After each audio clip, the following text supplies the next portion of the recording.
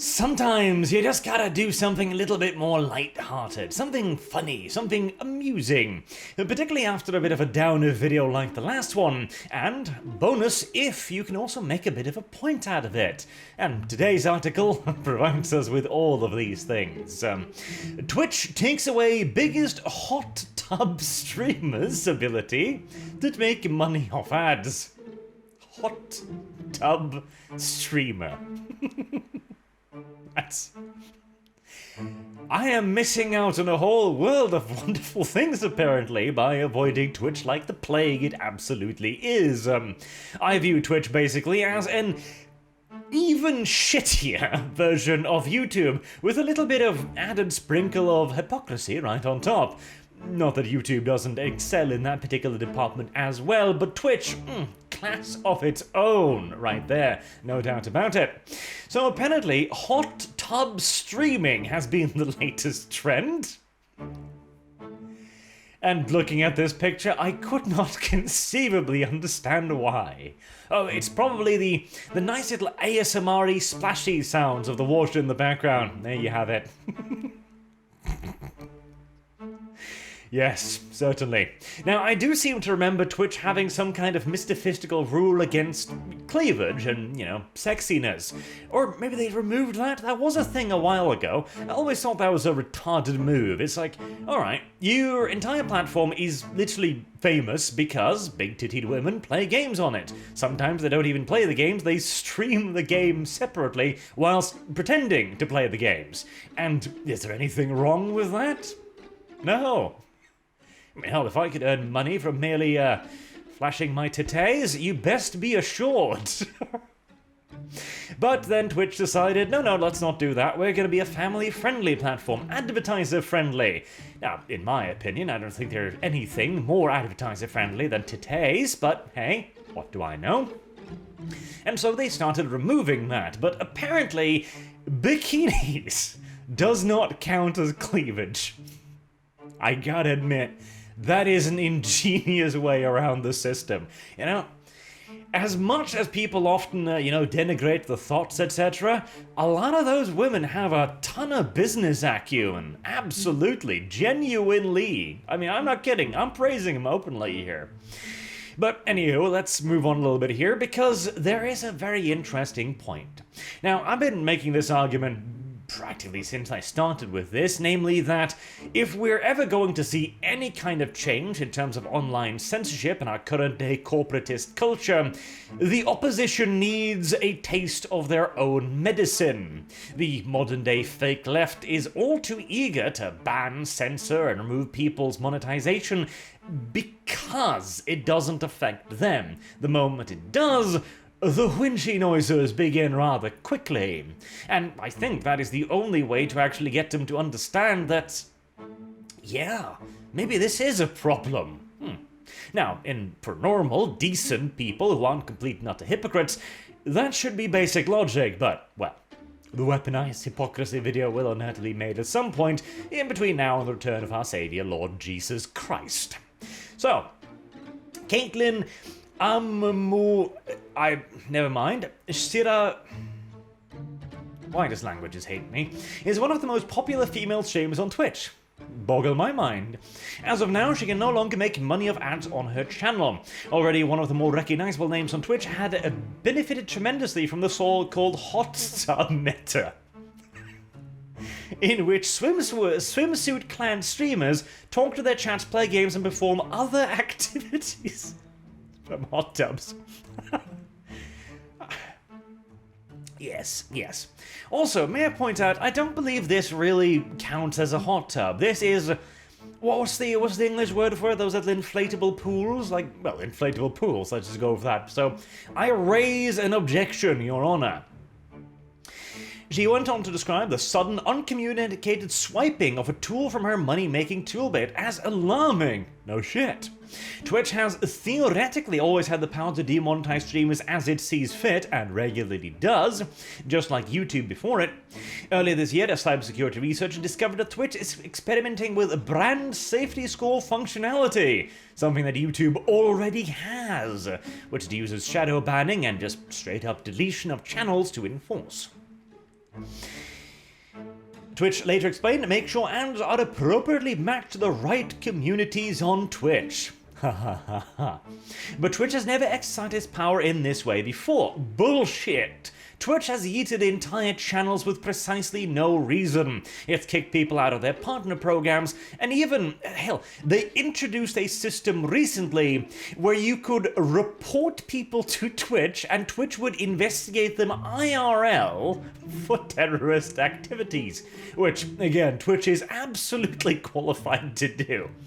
Just, God, what a world we live in. Siragusa, I'm presuming, noted that there is no communicated guideline. Imagine that. For any of this in Twitch's rules. Many people complain about Twitch's terms of service being unclear, but at least there's something to go by, she wrote. There is no known policy for what result in a stream being put on this backlist. Can relate. With characteristic opacity, the only thing Twitch made clear is that it's unclear whether or when my account can be reinstated. Now, let me be clear too here. My complete and utter sympathies to this lady, because in my opinion she hasn't done anything wrong. She found a loophole in the Twitch rules and dove headfirst into it. Why not? It's their fault for not making them clear, but again, terms of service do not exist to provide you with a guideline for what you can and cannot do. It is a set of rules intentionally made as opaque and diffuse as humanly possible so that a company can do anything and everything whenever it pleases and have its little legalistic ass covered. That is also the problem, unsurprisingly. And Kotaku now, of course, is worried that all of this sets a troubling precedent. Really? Kotaku? Really does it now? For the time being, Siragusa isn't sure exactly what she's going to do or if she's going to fight it. Her goal today was just get the word out that this is a thing Twitch can do and will do. Like, welcome to 2015.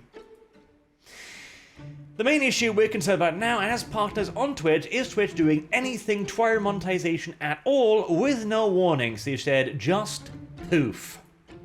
Right. Whilst providing a little bit of eye candy myself, entirely accidentally of course, allow me to just savor the delicious irony of this. So Kotaku is one of those websites. It was one of the big anti-Gamergate websites. In fact, it was one of the sparks of it. It is a thoroughly corrupt and incestuous organization with more troubles than most people have fingers, toes, limbs, cells in their body, pretty much. It's quite awful. And yet now, all of a sudden, after this having of course been a problem for half a decade or so now, thinks that this sets a worrying precedent that platforms can suddenly just yeet people for no apparent reason?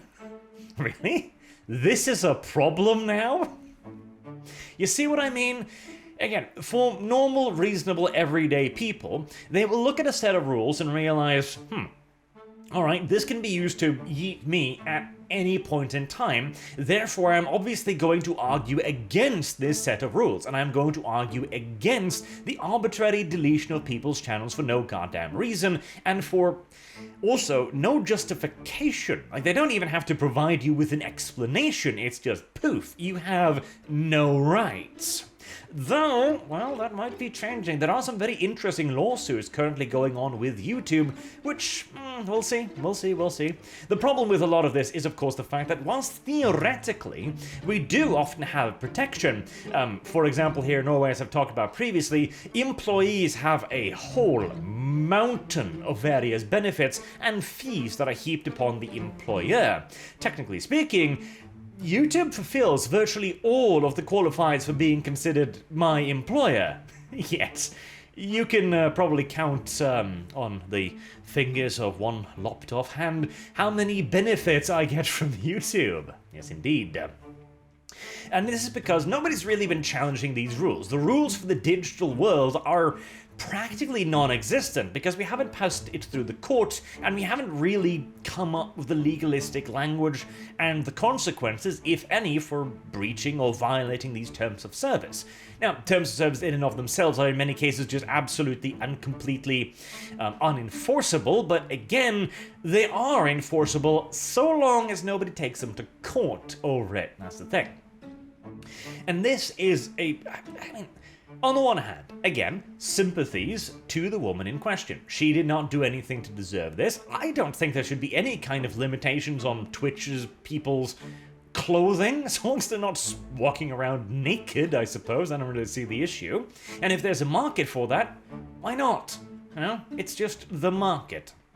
But now that it is starting to happen to, and I have no idea about this woman's political affiliations, nor do I care, but the simps at Kotaku do, and we do know their political leanings. Suddenly, their favorites are being stricken down. Suddenly, it's a problem. Suddenly, they're writing articles. Suddenly, they're contacting Twitch, not to go, we notice you monetized this evil far-right YouTuber. Would you care to comment? No, they're actually instead sending comments saying, hey, we noticed you demonetized this poor, innocent streamer who was just sitting in a hot tub doing nothing wrong. And I agree, by the way. Why? It is really, truly a brilliant little piece of one's own medicine, isn't it? And hey, again, it is genuinely beneficial. If Kotaku finally wants to realize that there are problems with the way that major corporations are flat out abusing independent content creators, then hey, arms wide open in loving embrace. Dagger hidden behind back, granted, but hey, can you blame me? It's Kotaku. I'd rather hug a leper most days of the week. Now, to wrap it up a little bit as well here. This is obviously one of those slow-boiled things that I've kind of been talking about. Again, I do believe that we have reached a bit of a turning point and that we will see a betterment over the course of the next 5 to 6 or so years. That might just be my optimism speaking, frankly. But I do think more and more often, all of the dangerous right-wingers, but they've practically all been deplatformed in one way or another now. And finally, it's becoming apparent that, yeah, it turns out that the abusive mega-billion-dollar corporation doesn't actually give a shit. It actually just cares about making more money. It actually only cares about itself and how much it can grasp out of your pockets. And now, well, now it's coming for the other people, and the problem, all of a sudden, becomes mysteriously apparent. I wish we could make glasses for people on the internet so that they could see just beyond the tip of their noses. Anywho, until next time, I have been Arch. Thank you all very much for watching, and I hope to see you all again soon. Till then, have a good day.